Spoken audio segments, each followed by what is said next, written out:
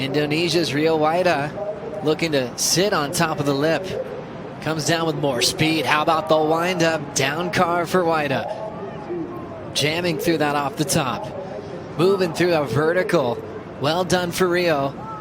Still with some room to move. Floats it and sets up a nice tapping float to shut it down. It's always fun looking at surfboards in the surf shop, and it's even more fun looking at surfboards for the best in the world in the Red Bull Athlete Zone. Professor Pete Mell, what do you have?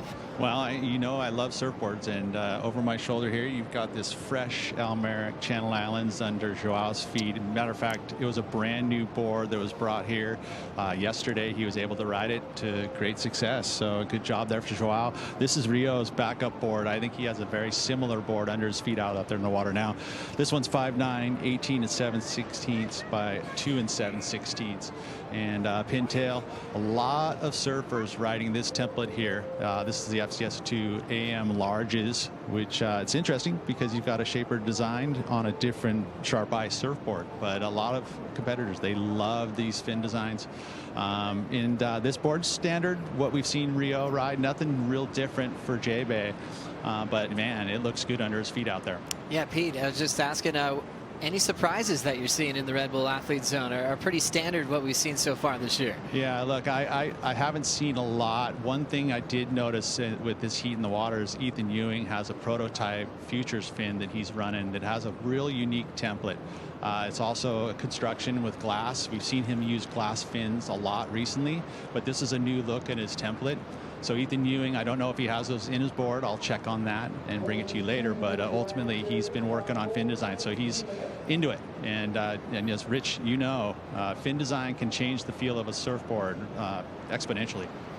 It certainly can, Pete. And it's like putting tires on the F1 car. The different conditions, different fin templates. I thought you brought up a really good point, Pete, about the solid fiberglass fins, the prototypes that Ethan is running. I know a lot of the surfers have been doing that as well, Joe.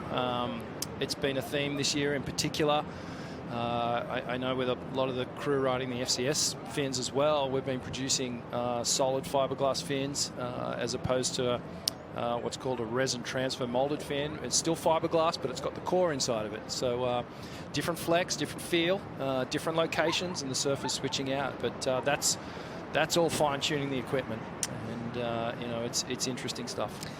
Well, you're always reminded as well that all the innovation is happening here. You're on the championship tour, and the best surfers in the world are experimenting, are pushing the sport further than anybody.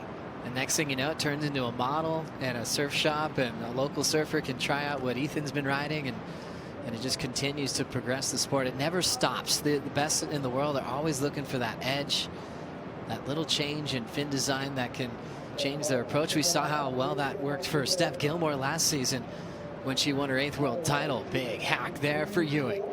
Drills it off the lip again. Great tempo as he throws the fins way out in front of him.